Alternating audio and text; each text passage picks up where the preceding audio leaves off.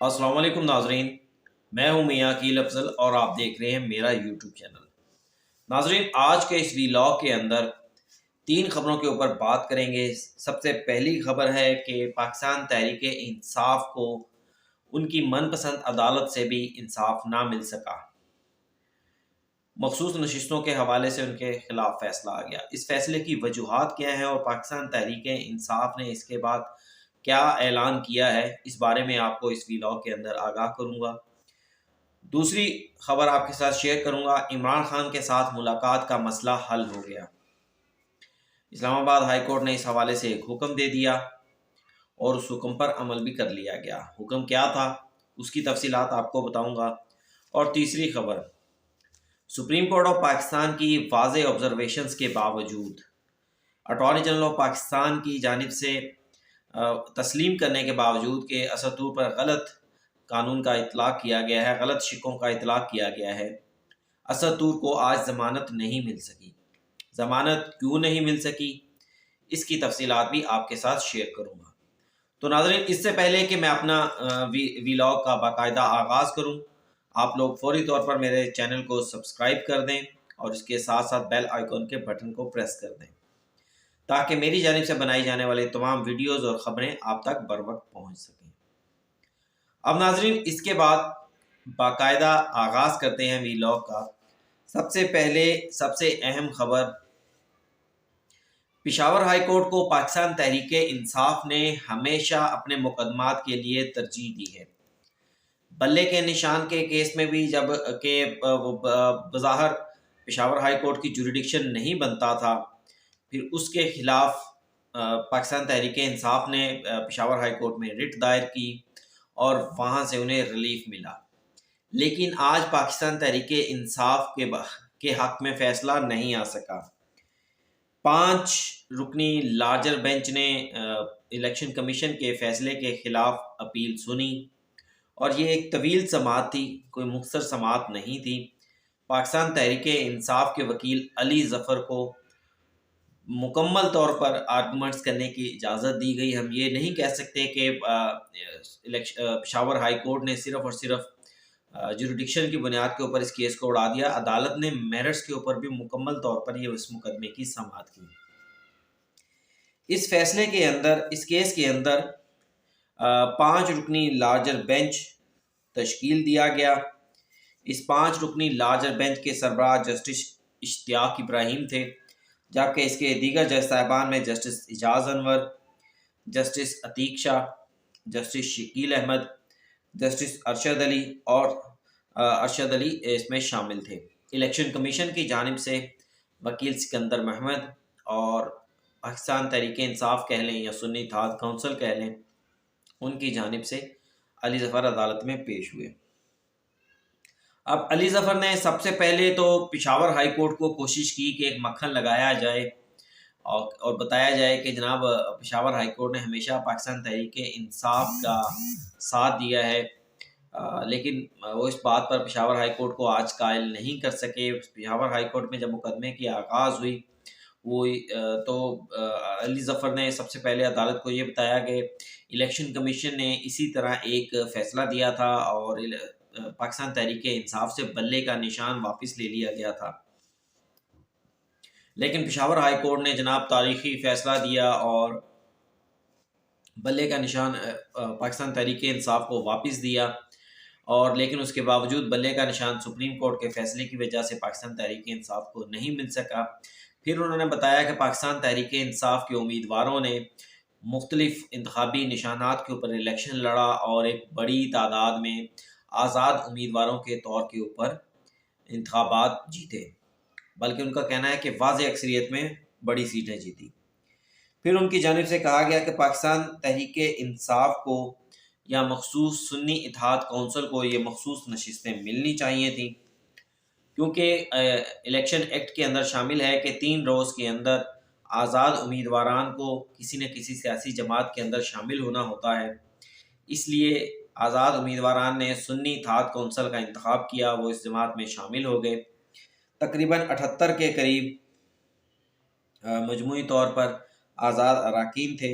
پھر انہوں نے بتایا کہ قومی اسمبلی میں 86 تھے، پنجاب کے اندر 107، KPK کے اندر 90، سندھ کے اندر 9، اور بلوچستان میں ایک آزاد امیدوار نے سنی اتحاد کونسل میں شمولیت اختیار کر لی۔ اب اس کے اوپر جو بینچ کے سربراہ تھے جسٹس اشتیاق ابراہیم، انہوں نے سوال کیا کہ آپ کا مقدمہ کیا پورے پاکستان کا ہے؟ اگر پورے پاکستان کا مقدمہ کہا جاتا تو پشاور ہائی کورٹ کے دائرہ اختیار سے باہر نکل جاتا۔ اب اس پر علی ظفر نے سوال کو سمجھتے ہوئے انہوں نے کہا نہیں، ہمارا مقدمہ قومی اسمبلی کی سیٹوں کا اور KPK کی سیٹوں سے متعلق ہے۔ اب انہوں نے یہ کہا کہ سنی الیکشن آرٹیکل 103 کے تحت سنی اتحاد کونسل کو یہ نشستیں ملنی چاہیے تھیں۔ مجموعی طور پر انہوں نے کہا جی 78 نشستیں جو تھیں وہ ہمیں ملنی چاہیے تھیں۔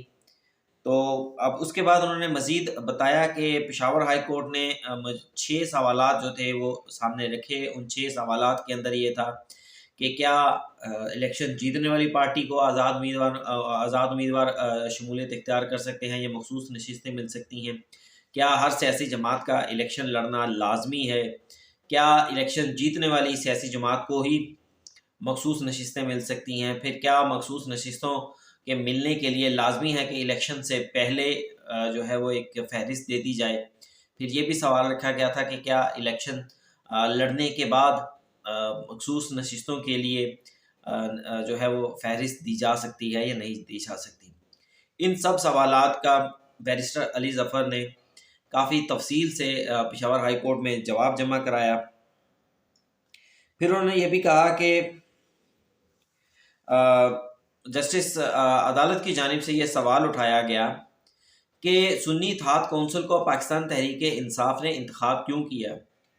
سنی اتحاد کونسل نے تو براہ راست اس طرح الیکشن لڑا نہیں، کوئی سیٹ جیتی نہیں۔ کل کو کوئی دوسری سیاسی جماعت جو ہے اس کے اندر بھی اگر آزاد امیدوار 10 چلے جائیں گے تو پھر ان 10 آزاد امیدواروں کی بنیاد کے اوپر اس جماعت کو وہ کہیں گے کہ اب ہمیں بھی مخصوص نشستیں دے دی جائیں۔ تو جس پر علی ظفر نے کہا کہ نہیں، معاملہ اس طرح نہیں ہے۔ سنی اتحاد کونسل جو ہے وہ آئین کے آرٹیکل کے تحت ہی ہم نے سنی اتحاد کونسل کے ساتھ اتحاد کیا ہے، اور اب یہ مخصوص نشستیں دوسری سیاسی جماعت کو نہیں ملنی چاہیے تھی، بلکہ ان کی جانب سے تو یہ کہہ دیا گیا کہ قبضہ گروپ کو یہ مخصوص نشستیں دے دی گئیں۔ 6 درخواستیں انہوں نے کہا کہ الیکشن کمیشن میں سنی اتحاد کونسل کو مخصوص نشستیں ملنے کے خلاف دائر کی گئیں، اور پھر یہ بھی انہوں نے موقف اپنایا کہ یہ سیٹیں جو تھیں یہ اگر پاکستان تحریک انصاف کو نہیں ملتی تو یہ ان سیاسی جماعتوں کو بھی نہیں ملنی چاہیے تھی۔ پھر عدالت نے مزید سوال ان سے یہ بھی کیا کہ کیا وجہ ہے کہ اگر سنی اتحاد کونسل کو یہ نشستیں نہیں ملتی تو ان کو خالی کیوں رہنا چاہیے تھا؟ تو اس کا علی ظفر نے جواب یہ دیا کہ ایسا نہیں ہو سکتا کہ جو خالی سیٹیں ہوں وہ دوسری سیاسی جماعتوں میں بانٹ دی جائیں، بلکہ 4 سیٹوں کے اگینسٹ 1 سیٹ مخصوص نشست ملتی ہے۔ 4-1 کا کوٹا ہوتا ہے، یعنی کہ 4 اگر کوئی قومی اسمبلی میں جیتے گا تو اس کو 1 مخصوص نشست ملے گی۔ تو ان اراکین اسمبلی جو پاکستان تحریک انصاف کے جیتے تھے قومی اسمبلی میں 86، ان کی سیٹیں دوسری سیاسی جماعتوں کو نہیں دی جا سکتی تھیں۔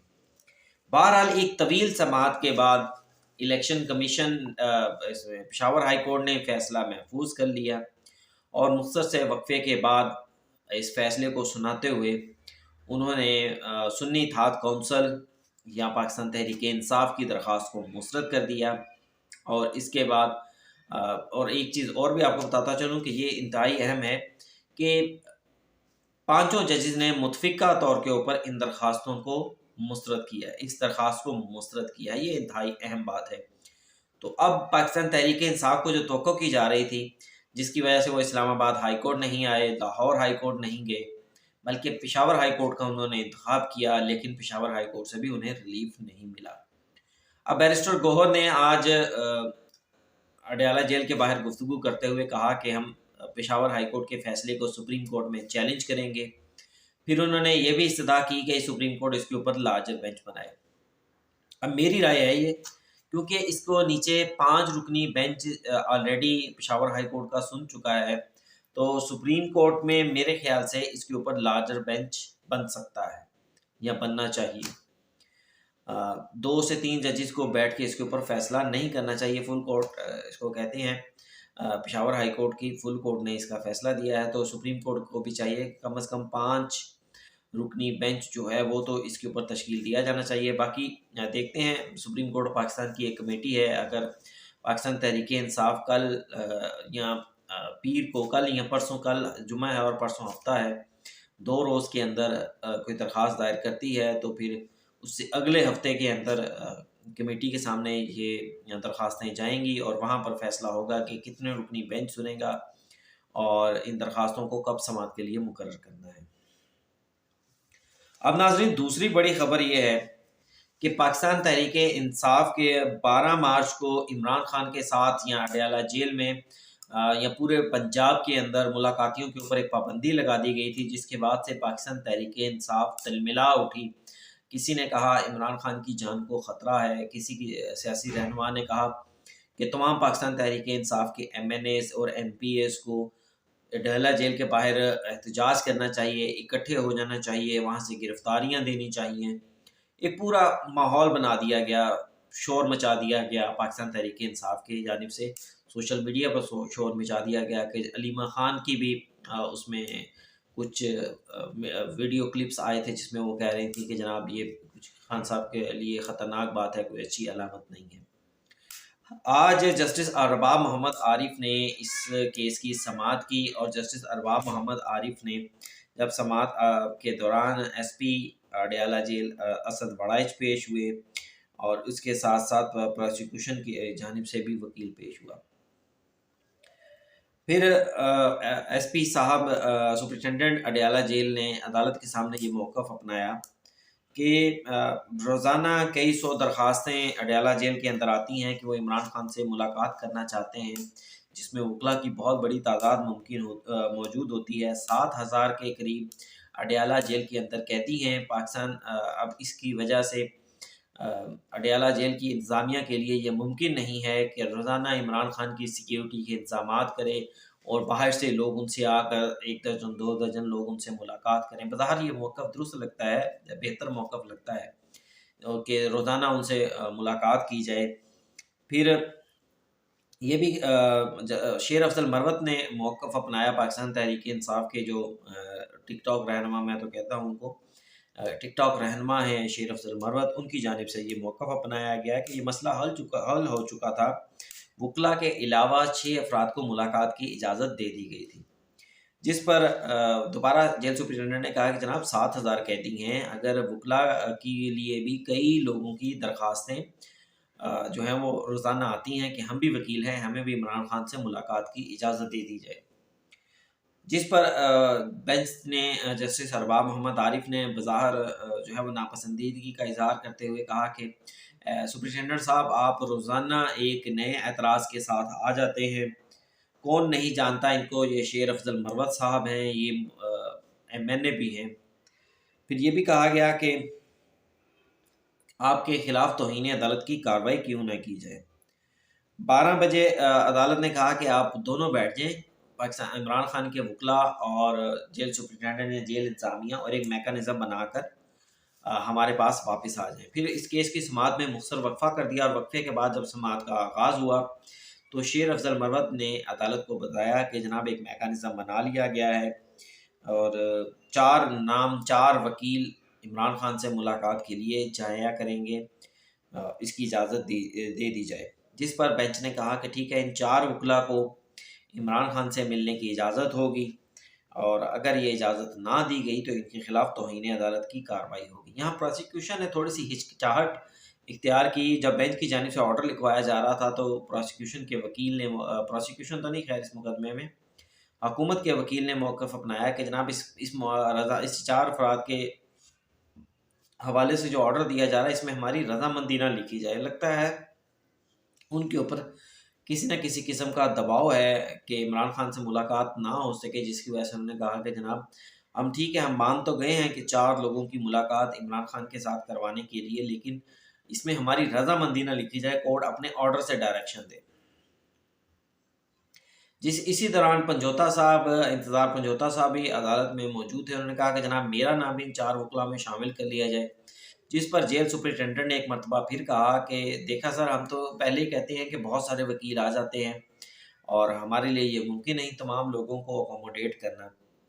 پھر 4 وکلاء کی اجازت دے دی گئی اور یہ بھی کہا گیا کہ یہ وکلاء سیاسی گفتگو عمران خان کے ساتھ نہیں کریں گے، جس پر جج صاحب نے کہا کہ آپ وکلاء کو اجازت دے دیں ملاقات کی اور اتنی گہرائی میں نہ جائیں۔ اب 4 وکلاء میں آج عمران خان سے ملاقات بھی ہوگی۔ اسلام آباد ہائی کورٹ کے اس عدالتی حکم کے اوپر عمل درآمد بھی کر دیا گیا۔ ان 4 وکلاء میں شیر افضل مروت، بیرسٹر گوہر، ان دونوں کو تو میں بھی جانتا ہوں، باقی عمیر نیازی صاحب تھوڑے سے جانے پہچانے ہیں، شہراز احمد رانجھا صاحب ان کو میں نہیں جانتا۔ مختلف لوگوں کو اکوموڈیٹ کیا جاتا ہے ملاقات کے بہانے۔ اب بہرحال پاکستان تحریک انصاف کا یہ فیصلہ ہے۔ تو ان 4 لوگوں نے آج عمران خان سے ملاقات کی اور ملاقات کے بعد باہر گفتگو بھی کی۔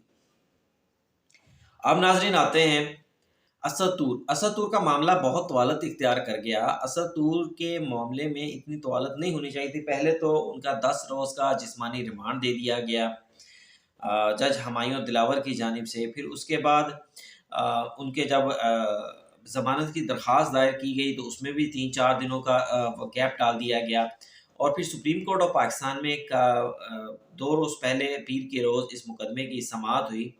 تو اس سماعت کے دوران سپریم چیف جسٹس قاضی فیصلہ یا سپریم کورٹ کے بینچ کہہ لیں، ان کی جانب سے بڑی واضح طور پر آبزرویشن دے دی گئی تھیں۔ اٹارنی جنرل آف پاکستان نے یہ تسلیم بھی کر لیا کہ 3 شکیں، 3 جو تھیں دفعات کے تحت یہ FIR کاٹی گئی تھی، 9، 10 اور 24 پیکا ایکٹ کے 9، 10 اور 24 کے تحت۔ لیکن 2 دفعات پر اٹارنی جنرل نے تسلیم کر لیا کہ یہ تو دفعات نہیں لگتی، لیکن 24 کے اوپر انہوں نے کچھ رجسٹ کیا۔ اس مقدمے میں میں بھی بینچ کے سامنے پیش ہوا تھا جس ٹائم عدالت آرڈر کر رہی تھی اور اٹارنی جنرل کی یہ 2 کو تسلیم کرنے کے حوالے سے کہہ رہی تھی۔ میں نے اس ٹائم بھی اپنے ساتھیوں سے کہا تھا کہ اٹارنی جنرل کچھ رجسٹ کر رہے ہیں، لگ یوں رہا ہے کہ سپریم کورٹ کی واضح آبزرویشنز کے باوجود کہیں فیصلہ ہے کہ جناب اسد طور کو بھی نہیں چھوڑنا۔ تو آج وہی ہوا کہ سپریم کورٹ آف پاکستان کی آبزرویشنز آ گئیں، عدالت کا آرڈر بھی آ گیا، ریٹن آرڈر بھی آ چکا ہے، لیکن اس کے باوجود اب جو لوگ مقتدر اقتدار ہیں یا جن کے پاس اختیار ہے، انہوں نے شاید فیصلہ کیا ہے کہ اسد طور کو بھی نہیں چھوڑنا۔ یہی وجہ ہے کہ آج جب اس کی ضمانت کی سماعت ہوئی تو جناب تفتیشی صاحب بیمار ہو گئے، بتایا گیا کہ ہاسپٹل میں ہیں اور زیر علاج ہیں اور ریکارڈ بھی سارا ان کے پاس ہے، ورنہ جس مقدمے میں اگر ضمانت دلوانی ہو تو وہاں پر تو تفتیشی صاحب کو خدا نہ خواستہ جتنی مرضی سنگین بیماری ہو، گھر میں چھٹی ہو، غمی ہو، خوشی ہو، تفتیشی افسر ریکارڈ لے کر پہنچ جاتا ہے اور بیان بھی دے دیا جاتا ہے۔ ہم تو توقع یہی کر رہے تھے کہ اسد طور کی ضمانت جو ہے یا اسد طور کا مقدمہ آج سے پہلے ختم کر دیا جائے گا، لیکن اسد طور کا مقدمہ آج تفتیشی افسر کے نہ پیش ہونے کی باعث آج اس کا فیصلہ نہیں ہو سکا۔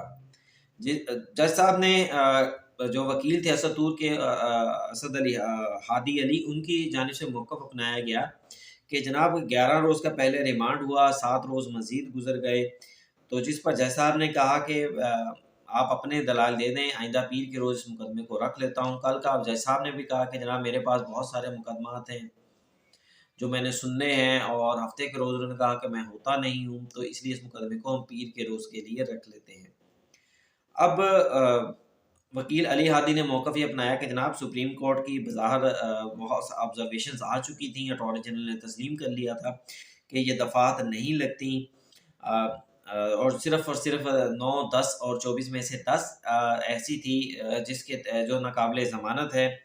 پھر لیکن عدالت نے ان کے آرگومنٹ سننے کے بعد اس کیس کی مزید سماعت پیر تک کے لیے ملتوی کر دی، اور اس مقدمے کا اور تفتیشی کو یہ ڈائریکشن دے دی کہ آپ پیر کے روز ریکارڈ کے ساتھ پیش ہو جائیں۔ دوسری جانب اسلام آباد ہائی کورٹ میں بھی کل اسد طور کے حوالے سے درخواست جو ہے وہ سماعت ہوگی، تو دیکھنا یہ ہے کہ کل اسلام آباد ہائی کورٹ سے کیا آرڈر آتا ہے۔ تو بس آج کے لیے اتنا ہی، اجازت دیجیے۔ ولاگ کیسا لگا اپنے کمنٹس کے اندر ضرور بتائیے گا، چینل کو لائک کیجیے گا، سبسکرائب کیجیے گا اور شیئر کرنا تو بالکل مت بھولیے گا۔